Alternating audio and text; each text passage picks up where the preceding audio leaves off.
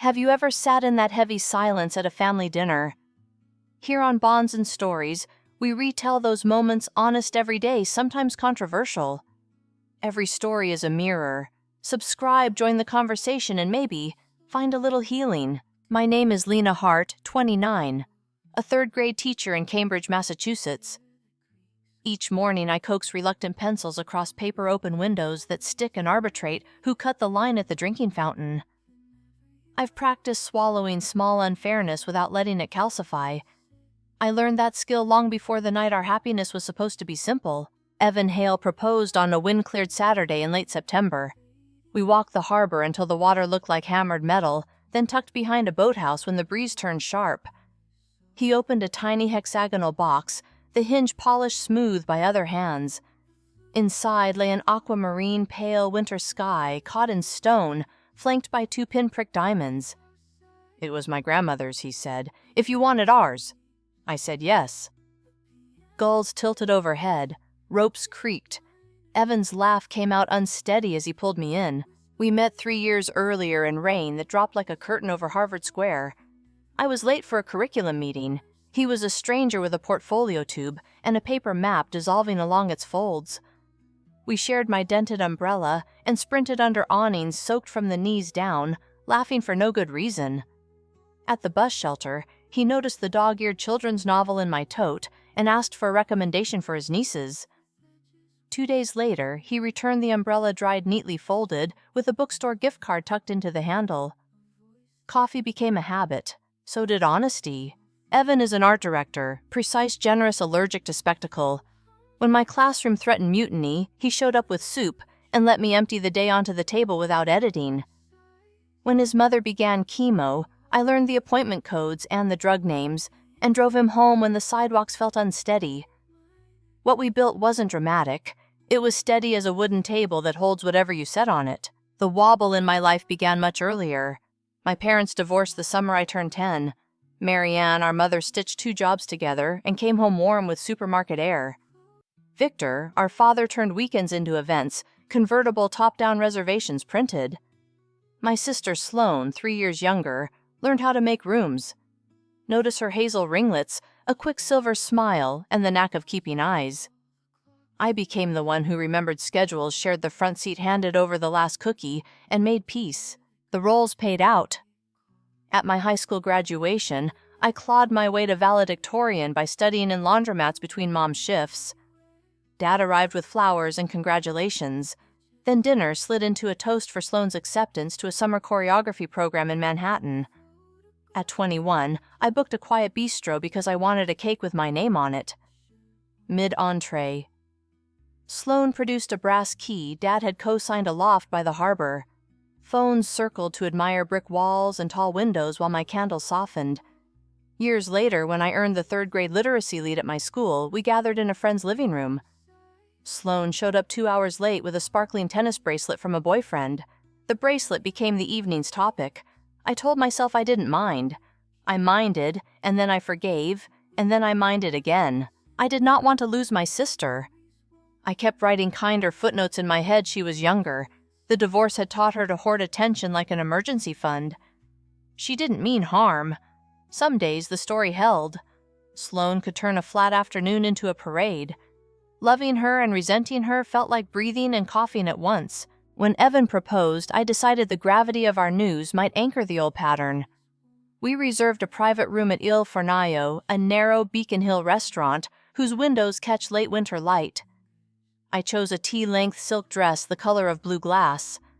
Evan agreed to the charcoal suit he saves for courtrooms and concerts.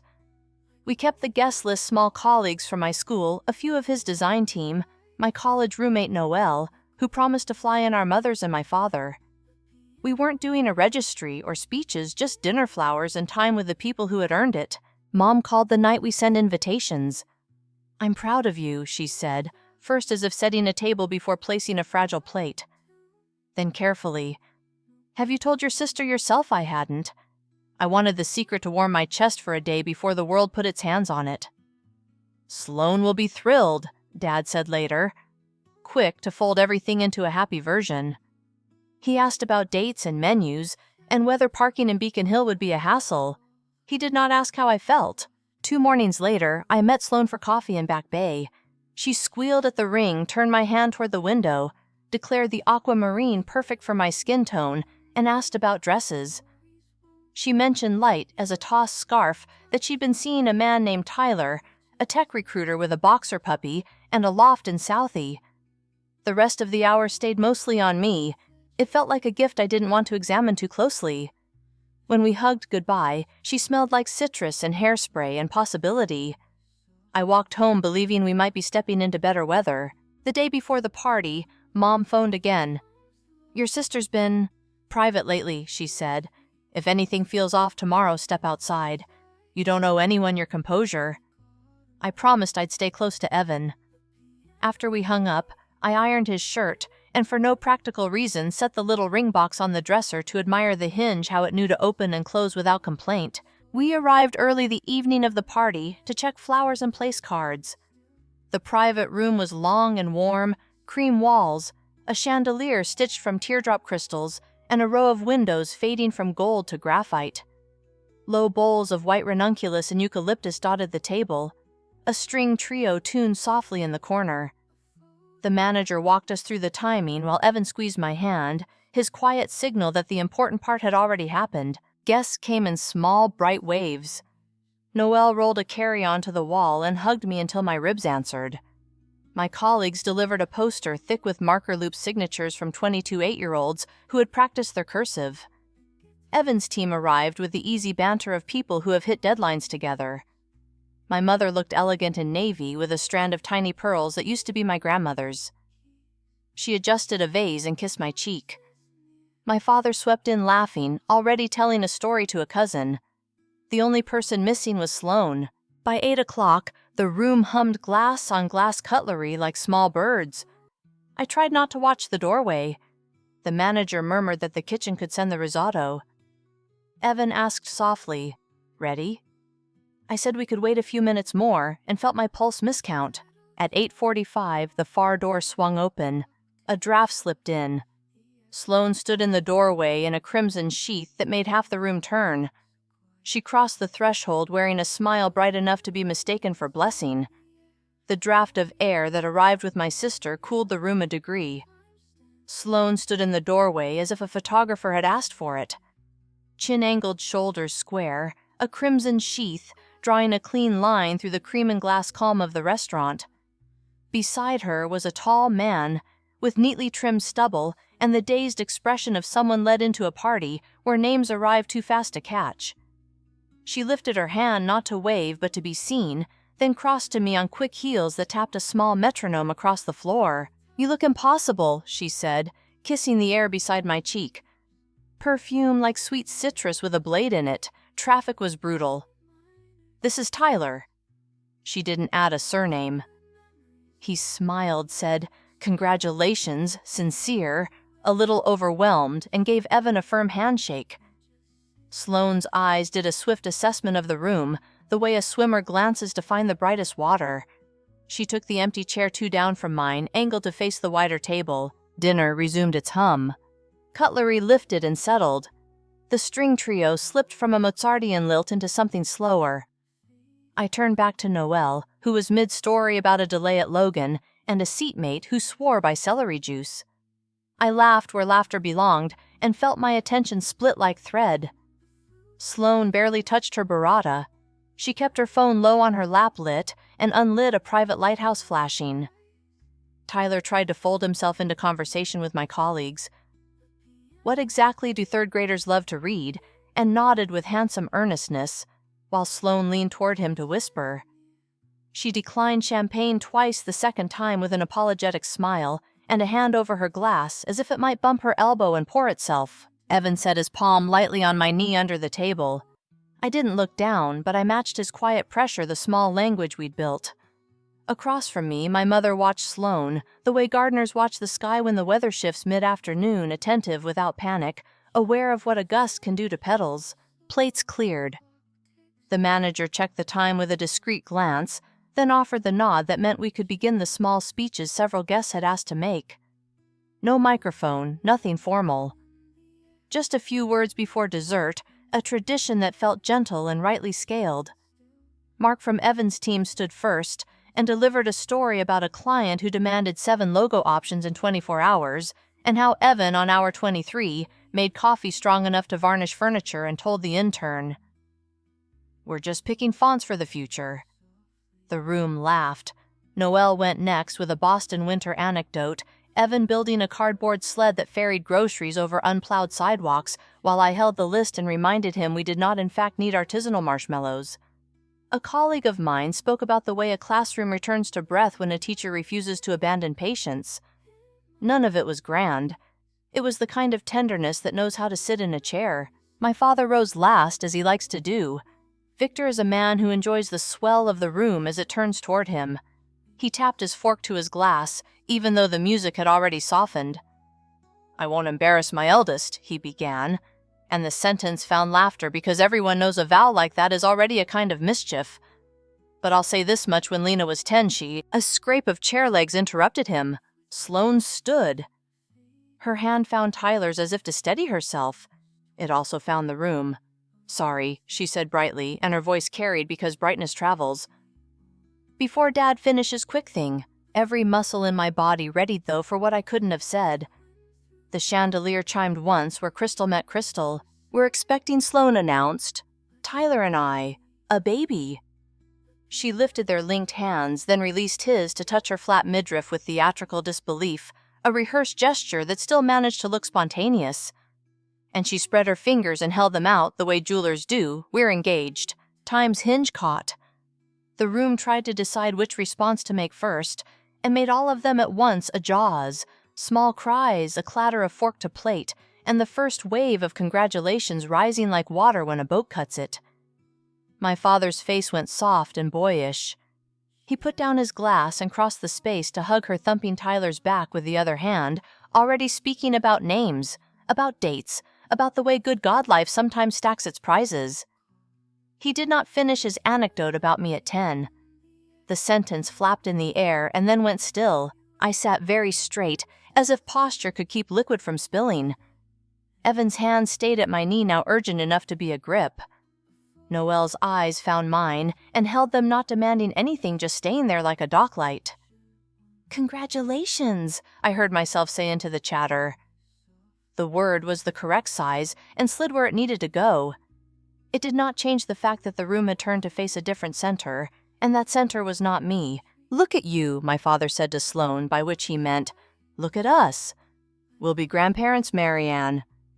He slipped an arm around my mother. She smiled, a measured curve that acknowledged news without leaving its chair. My colleagues stood to offer hugs. The string trio switched to something fizzing and bright to suit the new headline. As the congratulations thinned, Sloane glanced my way. We've spoken through glances all our lives. This one wore a glimmer I knew too well. She stepped closer, leaned in as if to kiss my cheek again, and pitched her voice to a confidential register no one else would take as anything but affection. "Don't be mad," she said. "Spotlight's such a warm place to share." It was almost not a sentence. It was the shape of one. I felt behind my sternum the old trick of swallowing a stone whole. Dessert arrived to a different table than the one I'd set that evening. A new arrangement of conversation clusters centered on due dates. Ultrasound timing, where they might live. Evan's mother, who adored me on principle and from experience made her way across to squeeze my shoulders and tell me she'd be calling me daughter soon. A wave of relief reached shore and receded immediately. I stood. I thanked people for coming. I attempted to keep my tone buoyant enough that no one would think to look too closely. When goodbyes began, my father approached Evan and me with the weather of his joy still on him. "Can you believe it?" he asked, not waiting for an answer. "2 engagements and a baby in the bargain. We really know how to throw a party. We're glad everyone could be together," Evan said, and managed to make the sentence sound like both truth and shield. I found my coat. I watched Sloane hold her circle and understood that for them the evening would be remembered as the night they learned 2 things at once. For me, the story wasn't a pair. It was a subtraction. Outside, the March air bit gently at the skin. Evan hailed a car. The ride down the hill and across the bridge held the hush of a chapel people leave with mixed news. Streetlights cast intermittent bands of light across his jaw, and the aquamarine on my finger.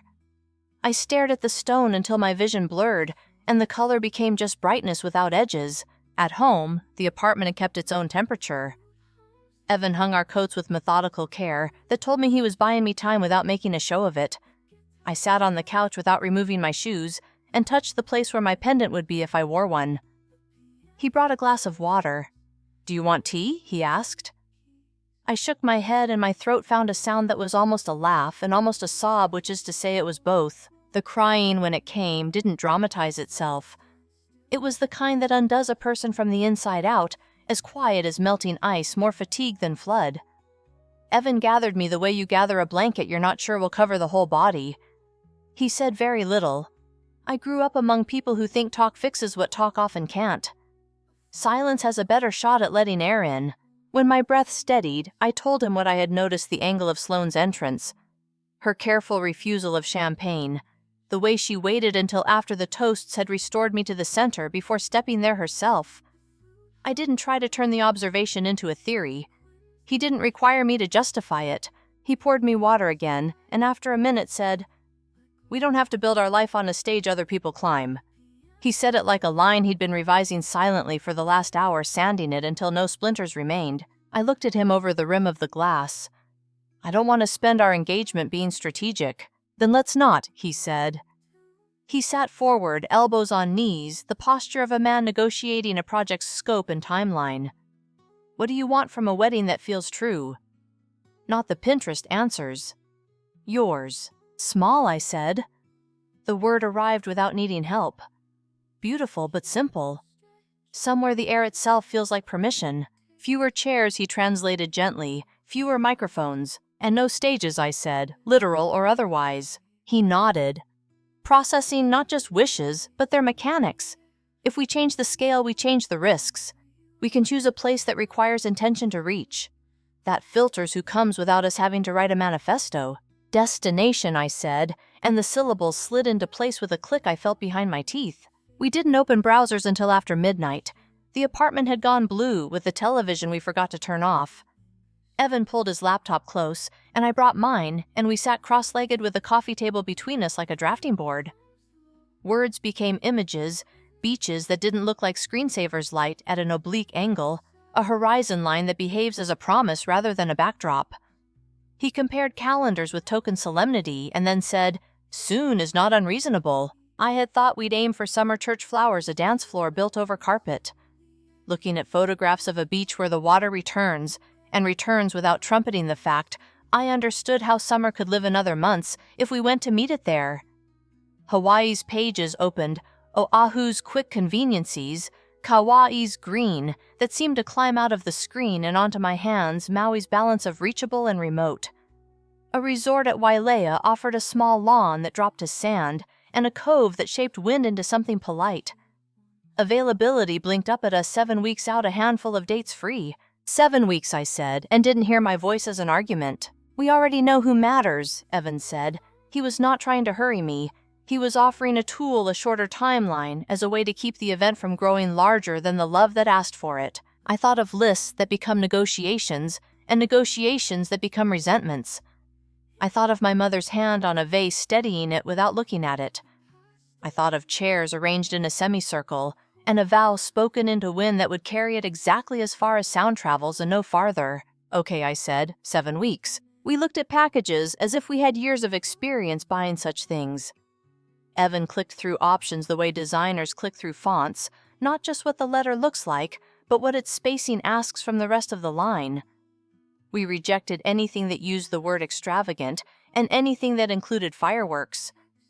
We paused on intimate ceremony, 30 chairs sunset, and the 3 elements aligned. He checked flights, I checked school calendars. I could take 2 personal days bracketed around a weekend and not leave my students adrift. Bookings held with deposits more reasonable than I feared, less casual than would let us back out without naming why. At 2 in the morning, we closed the laptop lids and sat with the unglowing equipment of our decision. "We'll have to tell people sooner rather than later," I said, already hearing the rustle of discontent from certain corners. "We tell them what's true," Evan said. "We're choosing a small ceremony and a larger celebration later for everyone else." "That's simple." We don't need to litigate reasons. Your clarity is very useful, I said, and he smiled, half gratitude, half the relief that comes when a plan reveals itself as workable. Sleep did not arrive as reward for good behavior. Morning did. The light found the unironed places in the curtains and painted them the same pale blue as my dress from the night before. My head felt both empty and too full. Evan made coffee measured, rinsed. The filter did all the small things right. When he set the mug down, the saucer clicked against the table, and the sound reminded me of the ring box on my dresser, reliable hinge, clean open. We started with a list. Names that unspooled easily. My mother Evan's parents. Noel Mark, 3 of my colleagues who knew me beyond lesson plans, 2 of Evan's friends who had answered late-night calls without keeping score. The list didn't reach 30. We let it stay under. I wrote chairs for air at the bottom, and Evan laughed. Your father, he asked, not to press, but because the name belonged somewhere whether or not it belonged on an invitation. If he comes, he'll insist on making room for Sloane, I said, and I didn't have to raise my voice to feel the decision land. It was not punishment, it was physics. I don't want the conversation about my wedding to be a conversation about someone else's needs. We can send him a different kind of communication, Evan said carefully. Not a save the date. An honest letter. He didn't suggest the words. He knew which ones needed to come from me after. Before letters, there were cards. Evan, who understands typefaces as if they are personalities in tuxedos and sneakers, opened a design program and created an invitation that refused fuss a single photograph of the small lawn above the sandlight folded at one edge like a turned page. Our names in a serif with enough air around them to breathe. The date, the place. On the reverse, we wrote sentences that were not earthenware thick or sugar slick. We're celebrating our marriage in a small ceremony with those closest to us, the card said.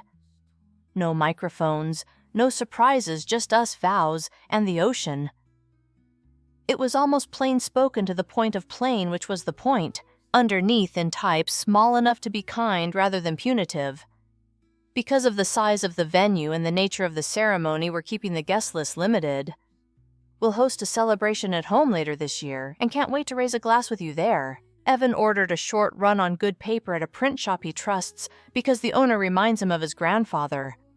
While the cards queued on their digital press, I phoned my mother. I didn't rehearse with Evan first, and he didn't ask to listen from the bedroom, and I loved him for both omissions. Mom, I said when she answered, and she said I'm here in a tone that meant more than location. I told her about the decision, the place, the scale, the timing. I left out any lines that might sound like indictment, because that isn't what I was calling to perform. She listened the way she washes dishes. The rhythm keeps the water warm rather than wasting it. I can't pretend I didn't expect some version of this, she said when I finished. I am sorry for last night. Not because you felt what you felt, but because you had to feel it where you did.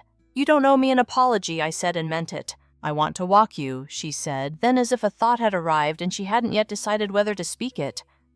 Down, wherever they call an aisle, when there's sand instead of carpet. I want that too, I said. There was a silence that felt like both of us setting down something heavy. We picked up the cards that afternoon. The paper had tooth. The ink sat in it rather than glossing on top. Back at the dining table, we addressed envelopes in our neatest versions of our own handwriting. Evan's letters are architectural. Mine slant as if they have places to be. Noelle's address earned a little doodled airplane because she would like the joke. Evan's parents got formal names because they enjoy the gravitas. My colleagues' envelopes included a childish sun in the upper left corner because my students always add one even when I haven't asked for drawings. When we had finished, 2 stacks waited invitations for those we would ask to come to the beach. Announcements for those we loved in a different way, who would be invited to a party later, where shoes were practical and chairs numerous. The second stack required a different tone, neither defensive nor performatively breezy. We wrote, "We're marrying in a small ceremony very soon. We'll celebrate with you in Boston later in the year. Details to follow." We did not include a photograph on those. A line drawing of a flower sat where a picture would have gone, a promise without a view. At the mailbox on this corner, I held my breath, then dropped the first stack in.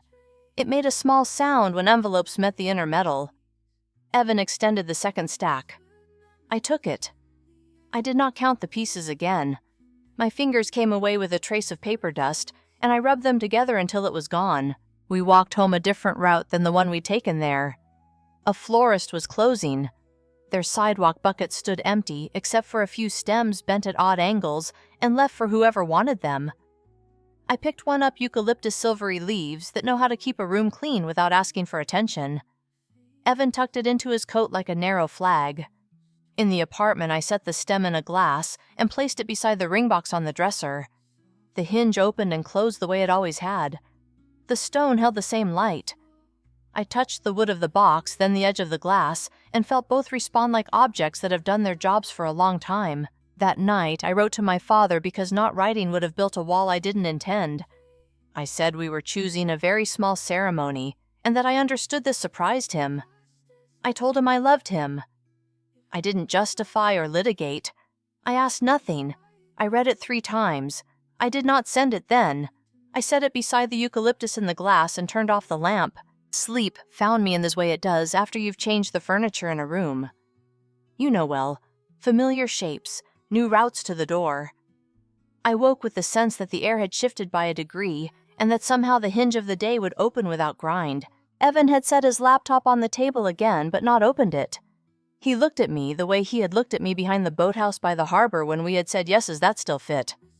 "Coffee?" he asked. "Yes," I said. While the kettle began its small opera, I addressed the last 2 envelopes I had missed the night before.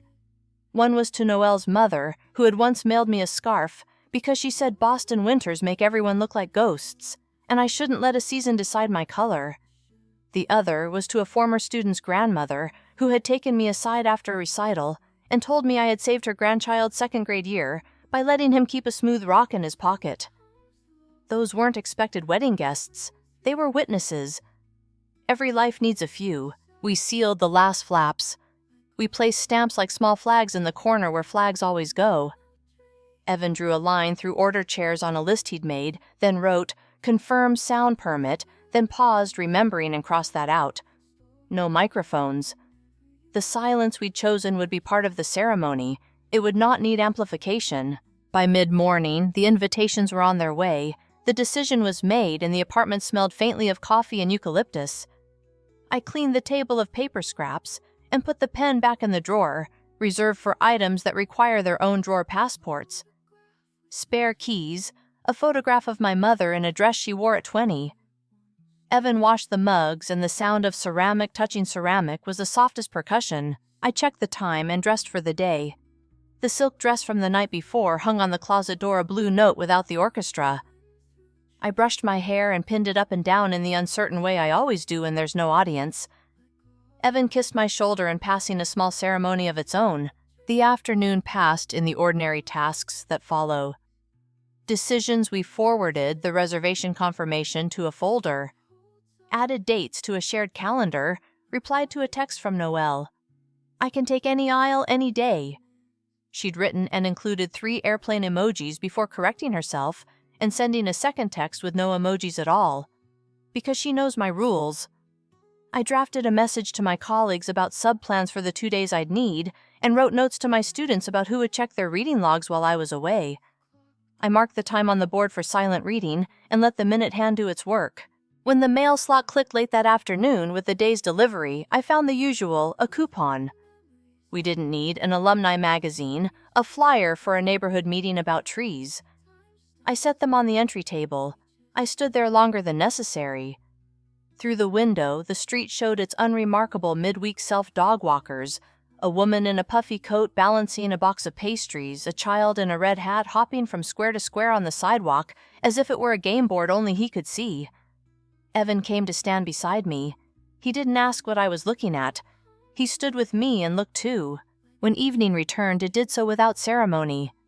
I turned the lamp on low. The eucalyptus in the glass had turned the water slightly cloudy and made the room smell like a word I couldn't name. That meant clean without effort. Evan set 2 plates on the table, and we ate deliberately, as if utensils had a correct choreography we were trying to learn. After I picked up the letter to my father, I added 2 sentences and removed one. I put it in an envelope and wrote his name in full. I did not decide whether to include it in the morning's mail. Decisions can be made twice without weakening. I went to the bedroom and touched the ring again, then the hinge, then the eucalyptus, and turned off the light. The apartment settled. The city settled. What we had chosen sat quietly in the next room, not asking to be admired, not afraid of being questioned, simply there like a table that holds whatever you set on it. The apartment kept its hush. Envelopes were gone to their roots. The eucalyptus in the glass had turned the water the color of weak tea. By midweek, the news had traveled the way family news always does, across a cousin's text thread through an aunt who didn't know if she should say along the slim wires that carry congratulations and complaint with the same speed. My phone started its small dance on my desk during planning period. Sloane's name lit the screen as if it were a headline. I let it ring once, twice, then answered and closed my classroom door. "How dare you?" she said, soft enough to be controlled, sharp enough to draw blood. "You're marrying on a beach in 7 weeks and I find out from Madison's feed." "You didn't even tell me." "I'm telling you now," I said. "We're having a very small ceremony. I'm your sister." "I know. You're excluding me." She wasn't crying. She was arranging pieces. "We're inviting the people who keep the center intact," I said. "That's the whole brief. You're punishing me for sharing my news at your party. I'm protecting my wedding from a repeat of my party." "I didn't plan that," she said immediately. "You refused champagne. You waited through every toast. You took my father's sentence out of his mouth." Silence, then the sound of a car turn signal through her Bluetooth. "You are so dramatic, Lena. I made a joyful announcement at a joyful event. You leaned in and told me the spotlight is a warm place to share." "That was a joke," she snapped. "It wasn't." "You can't do this," she said, and the register dropped into command. "If I'm not invited, Dad won't come." "That's his decision," I said. Saying it hurt, saying it didn't change anything. "You'll regret this." "I don't think that's true." She exhaled a performed surrender. "Congratulations," she said the way people sign emails they don't mean. The line went dead. The text from Victor landed half an hour later. "We need to talk in person, tonight. Your mother's at 6. There was no question mark. I sent Evan a screenshot. He replied with a single, "I'm with you," which took up more space than the letters on the screen. Marianne's apartment had a way of keeping its own council plants with leaves polished by use, a table that showed its scratches honestly. She had set out water and a plate of store-bought cookies on a napkin, as if hospitality could brace a room. Tyler stood beside Sloane on the sofa, hands in his pockets, the look of someone willing to be furniture if it helped. Victor paced, then stopped when we walked in, his smile already prepared and already wrong for the hour. "This has gone far enough," he said. "Dana," he caught himself. "Lena, you cannot exclude your only sister from your wedding. It's unthinkable." "What's unthinkable," Evan said evenly, "is announcing a pregnancy and engagement during someone else's engagement dinner." Victor cut a dismissive arc through the air. "She was excited. She was strategic," I said, "and successful." Sloane rolled her eyes. "Poor Lena, always the victim." "Do you hear yourself?" "I hear the last decade," I said. "I hear my graduation dinner turning into your summer in Manhattan. My birthday becoming a tour of a loft I wasn't invited to. My promotion blurred by a bracelet." Tyler shifted, finally speaking. "Babe, maybe?" "Don't," Sloane said without looking at him. Then to me, "This is petty and cruel. Family shows up." "Family doesn't take what isn't theirs," I said. Victor's voice climbed a rung. "You need to be the bigger person. Your sister is pregnant. She's emotional. The decent thing is to include her and stop all this punitive behavior. Why is decency always an assignment for me?" I asked, not raising my volume. "Why has it always been my job to make room?" "Because you're older," he said, as if explaining the rule of the road. "Because it's easier," Marianne said, her voice quiet and absolute. She had not interrupted until then. We all turned to her as if she'd stood on a table. Victor frowned. "What is that supposed to mean, Marianne?" "It means," she said, wiping a ring of condensation from the table with her thumb, "that I've watched this dynamic since they were small. It means I've kept too many peace treaties with myself." She looked at Sloane. "You told me you were pregnant 2 weeks before the dinner. You asked me not to tell anyone. You said you had the perfect plan for the announcement. You practiced how you'd hold your hand." The room shifted its weight. Sloane's face hardened. "You promised," she said, voice low, not soft. "How could you—" "By choosing the daughter who's been asked to choose everyone else," Marianne said. "I should have made this choice earlier." Victor's cheeks brightened from pink to an unflattering red. "This is absurd," he said. "It is not a federal case. We had a lovely evening. News was shared. Life happens." "Life doesn't happen at people," Evan said. "People happen to people." Sloane's eyes flashed to Tyler. "We're leaving," she said. She grabbed her bag and turned to Victor. "Dad, are you coming, or are you going to let them talk about me like this?" Victor hesitated a brief hang time, in which possibility looked almost plausible. Then he sighed in the register of a man choosing the path he knows well. "This isn't over," he said to no one in particular, and followed her out. The door shut with the soft thud of good weather stripping. Silence reclaimed the room with a slow tide. Tyler didn't move at first, as if the script hadn't told him whether his character exited here. He glanced at Marianne, at me, at the cookies, then cleared his throat. "Congratulations," he said to Evan and me, and the word, this time, sounded like itself. He slipped out gentle with the door. Marianne exhaled, then pressed her palms flat to the table as if to steady furniture that wasn't slipping. "I'm sorry," she said. "You don't know," I began. "I do," she said, and her mouth tipped toward a smile that didn't perform. "Not for tonight, but for all the nights I let it slide because I was tired. I knew about the plan. I told myself it wasn't my place. That was convenient." I shook my head. "You were raising us and keeping us fed and fielding 2 jobs, and also letting your father call chaos charm," she said. "I can hold more than one truth." Evan reached across and set his hand over hers. "Thank you for saying it," he told her. It was a sentence that fit the table. We stayed a while. The cookies tasted mostly like sugar and thyme. I ate one anyway. Marianne brought out a box of old photographs without calling it a box of old photographs. We looked not to build a case, but because sometimes faces matter more than the words around them. In one, Sloane at 7, wearing a crown made of construction paper, all future and no breaks.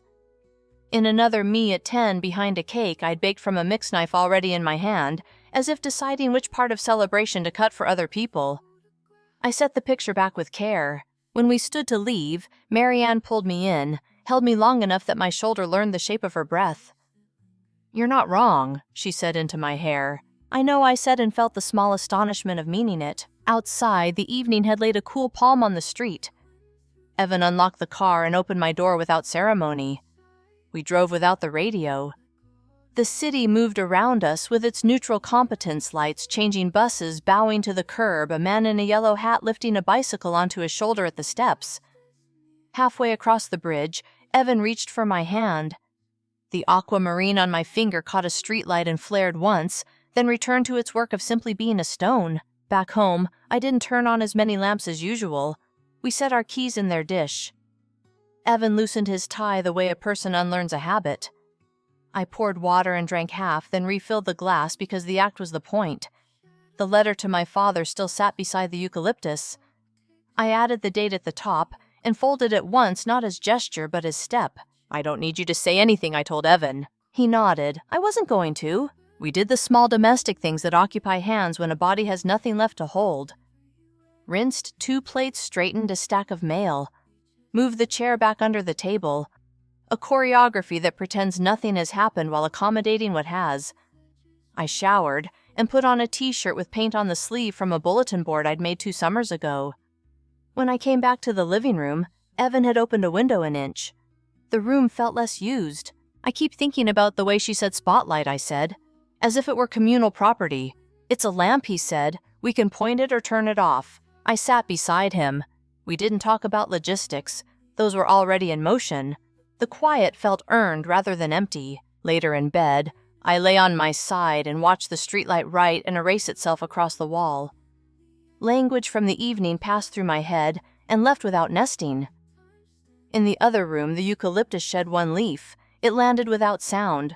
Morning wrote itself in paler ink than usual. I made coffee measured slowly so the scoop didn't clatter. Evan skimmed his email. I set the mugs down with more care than was necessary. The apartment held us without asking what we planned to do next. Around 9, my phone buzzed with a message from Noelle here. "If you need to sit on a bench and name clouds." I sent back a heart and left it at that. Another message arrived from a colleague who'd been at the dinner and had seen the room tilt no commentary. Just a photograph of the card my students had signed a looped. "We love you, Ms. Hart." that looked like 22 hands holding a banner. I placed the phone face down and picked up a pen. On a fresh card, I wrote 2 lines to Marianne and addressed the envelope before I could edit the sentiment into something more cautious. Evan watched me, not to supervise, just to witness. When the mail came, it brought nothing of interest and the quiet of an open afternoon. Evan suggested a walk. We crossed to the river path and let our feet choose the pace. Runners passed with their small freight of effort. A toddler negotiated with a goose. The bridge put itself above us and beside us in equal measure. By the time we returned, the light had shifted toward the side of the building that keeps the rooms warm. I set the letter to my father inside an envelope, sealed it, and laid it on the table with the neat certainty of a finished line. Evan placed a stamp on the corner. The act didn't ring like triumph. It didn't clang like loss. It just sat there ready. We ate early folded napkins on our laps because habit asks for forms to fill. Dusk found the window. The hinge of the day moved without grind. The decision we had made about a room with fewer chairs, about air that did not need amplifying, rested in the apartment with us, not asking for attention, not afraid of it either. 7 weeks later, the island met us with air like warm linen. At Wailea, the lawn tilted toward a small crescent of sand palms writing slow cursive against a sky rinsed clean. 30 white chairs had been set in a wide arc that left the center open to the water. The ocean kept its steady percussion. No microphones.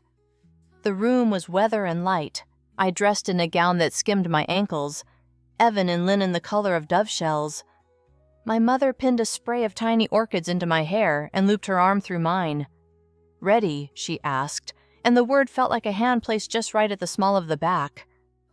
We walked the paved path together until it gave way to sand. Evan stood by the driftwood arch, his face holding all the steadiness I had noticed the first week we met, and everything that had come after. The ceremony didn't dramatize itself. A friend read 2 short lines about weather and shelter. Our vows were simple and spoken without choreography. How a person can be a table that never wobbles, how a life can be a room with fewer chairs and more air. The aquamarine caught the sun and sent it back in a measured flare. The rings settled where they were told. When we kissed, the small sound from our guests gathered and rose, once then let go. Somewhere behind us, a wave found and smoothed a ridge of sand no one else would have noticed. Dinner moved to a terrace strung with low bulbs that looked like held stars. Plates arrived and left with unhurried confidence. No one tried to bend the night toward a new headline. Marianne spoke for a minute and stopped before the words grew taller than the feeling. Evan's father told a story about a childhood kite that finally lifted when he stopped yanking the string. Noelle made a toast the length of a breath about airplanes and arrivals. We danced exactly as long as we wanted, and not a song more. When I said husband, it fit. We stayed on the island for a week. Mornings were soft, and salt-edged afternoons bright as a page under a lamp. We walked a trail that slipped between lava rock and the sea, watched a green sea turtle surface like a punctuation mark, and learned the names of 2 winds. At night, we fell asleep with the balcony door open, and woke to air rearranged by nothing theatrical. Back in Cambridge, the apartment had kept its promises. The eucalyptus in the glass had dried to a silvery fan. A thick envelope lay on the mat with my name in Sloane's slanted hand. Inside 5 pages. She wrote that she had choreographed her announcement, and not only the gesture.